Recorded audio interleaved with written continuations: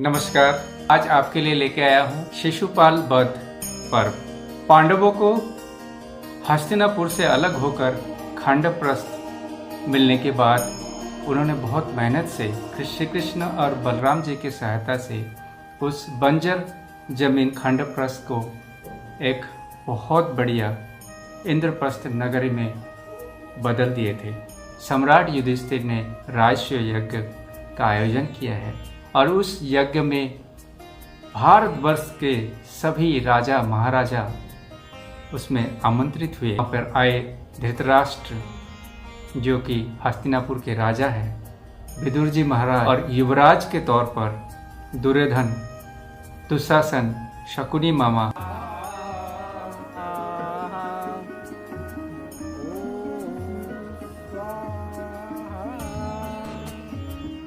राजसूय यज्ञ के बाद फिर राजसभा का आयोजन किया गया है, जिसमें पधारे हैं स्वयं वासुदेव श्री कृष्ण अपने बड़े भाई बलराम के साथ में, और उनके बाद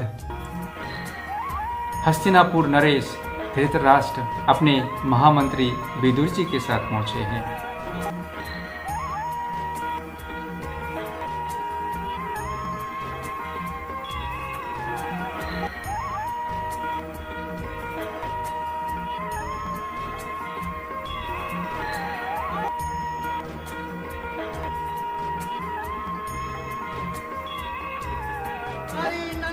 फिर पहुंचे हैं हस्तिनापुर के युवराज दुर्योधन अपने मामा श्री और अपने भाई दुशासन, विकर्ण, सुकर्ण के साथ में पहुंचे हुए हैं।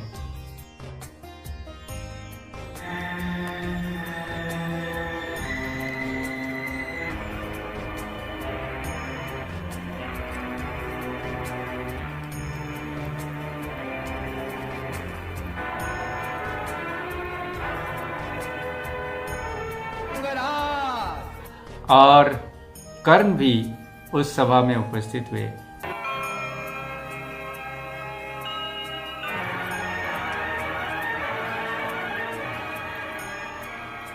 अतिथि का स्वागत है। आओ अंगराज। आओ मित्र, विराजो। और जयद्रथ भी पहुंचे हुए हैं उस सभा में। और ये चक्रवर्ती सम्राट युधिष्ठिर की राजसूय यज्ञ है, और इस यज्ञ में सभी भारतवर्ष के सभी राजा महाराजा पधारे हुए हैं युधिष्ठिर को बधाई देने। कुलगुरु कृपाचार्य, गुरुवर द्रोणाचार्य, प्रणाम गुरु आयुष्मान।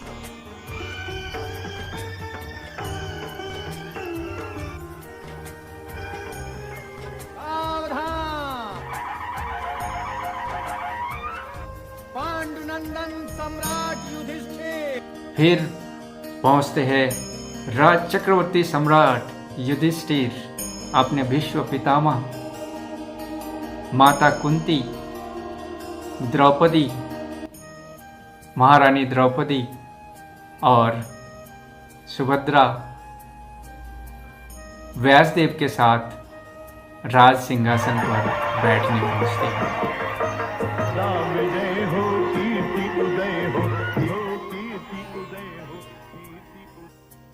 सबसे पहले मैं महर्षि व्यास और ब्राह्मणों को प्रणाम करता हूँ। पूज्य पितामह भीष्म को प्रणाम करता हूँ। महाराजा धीराज नरेश पिताश्री धृतराष्ट्र को प्रणाम करता हूँ। मैं विदुर के चरण स्पर्श करता हूँ, जिन्होंने मुझे शिक्षा दीक्षा देकर योग्य बनाया। मैं अपने गुरुजनों आचार्य द्रोण, कुल गुरु कृपाचार्य के चरण स्पर्श करता हूँ। अब मैं अपने अनुजों दुर्योधन, विकर्ण, दुशासन और सुकर्ण को अपना स्नेह भेंट करता हूँ। अपने ज्येष्ठ भ्राता कर्ण को भी प्रणाम करो पुत्र युधिष्ठिर।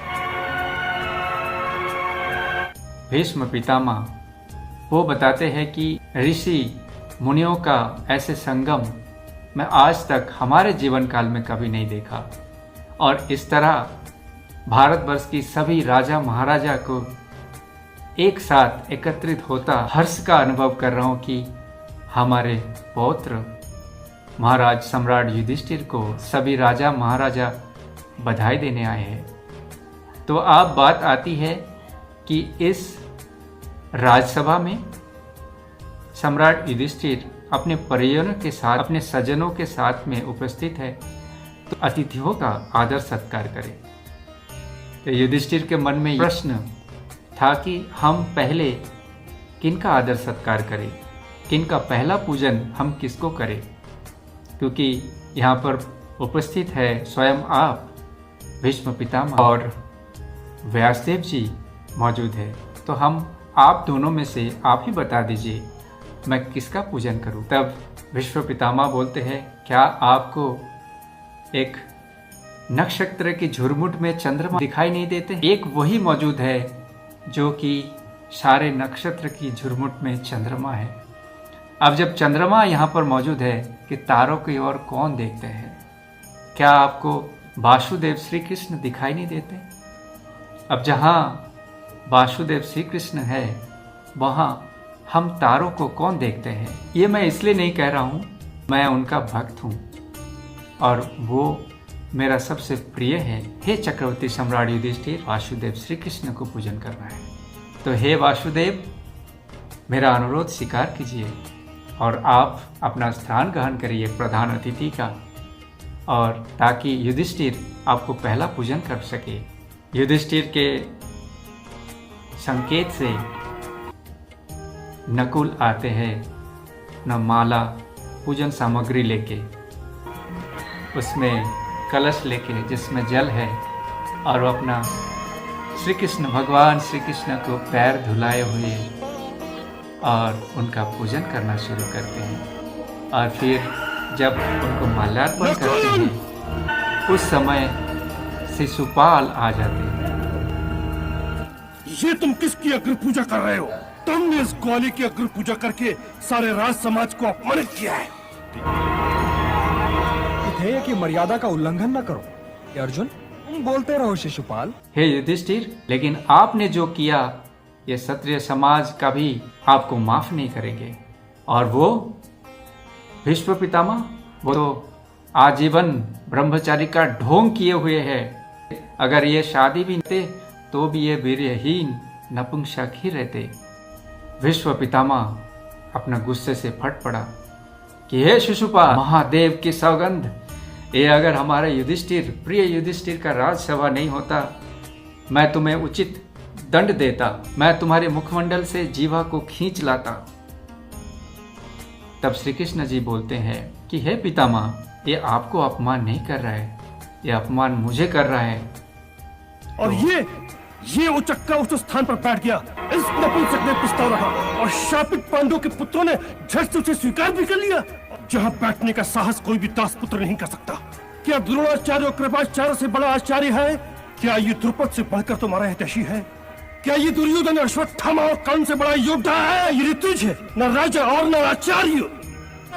नहीं, नंद गांव की गायों का दूध दोहने वाले इस ग्वाली को किस दृष्टि से तुमने पूजा के योग्य मान लिया? बलराम जी गुस्सा हो जाते हैं। कृष्ण जी बोलते हैं, आप जो क्रोध दिखा रहे हैं वो आखिर आपके क्रोध के लायक है कि नहीं, ये तो देख लीजिए। फिर बलराम जी कहते हैं, वो तुम्हें अपशब्द कह रहा है, तुम्हें अपमान कर रहा है इस भारी राजसभा में, और तुम खड़े खड़े मुस्कुरा रहे हो। अगर तुम उसे कुछ उचित दंड नहीं दोगे तो मैं उसे दंड दूंगा। तो कृष्ण जी बोलते, मैं मुस्कुरा नहीं रहा हूँ, मैं तो गिन रहा हूँ। क्या आपको नहीं पता कि मैं बुआ को मैं क्या वचन दिया था? 100 अपराध मैं क्षमा कर दूंगा। हे शिशुपाल, अब तुम सिर्फ और 3 अपराध कर सकते हो, इसलिए तुम या तो चुप हो जाओ। तू एक तुच्छ चोर है। ये हुआ 98।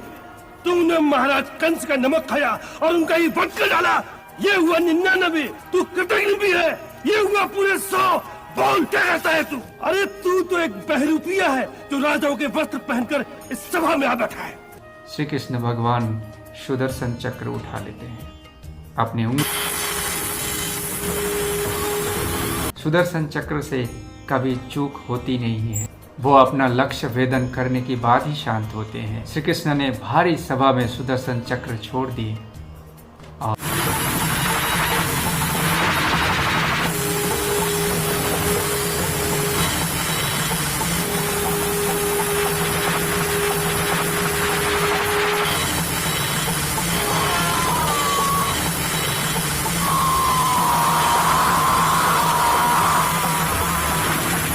शिशुपाल का वध हो गया। और जब देखा, जब उनकी उंगली सुदर्शन चक्र से उनकी उंगली जब कट गई, रक्त बहने लगा, द्रौपदी से रहा नहीं गया। उस सभा में अपना कपड़े का अंश को तोड़कर उन्होंने श्री कृष्ण को उंगली बांध दिए हैं। ये जैसा एक भातृबंधन है। अब कुछ ही दिनों में रक्षाबंधन आने वाला है। हम जो भाई को रक्षा धागा जो बंधन करते हैं, भाई का भी बहुत बड़ा जिम्मेवारी हो जाती है। तो श्री कृष्ण ने उस दिन वचन दिए कि हे द्रौपदी,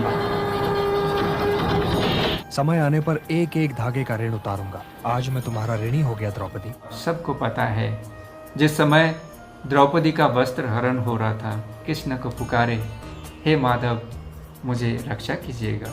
उन्होंने उस समय द्रौपदी का वस्त्र हरण होने नहीं दिया। यह है श्री कृष्ण, स्वयं भगवान श्री कृष्ण की महिमा। तो आज आप लोगों ने देखा, सुना शिशुपाल वध की कहानी।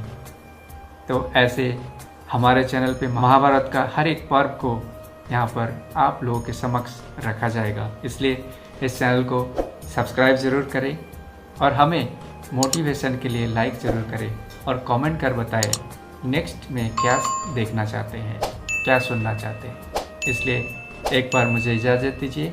तब तक के लिए जय महाभारत, जय श्री कृष्ण।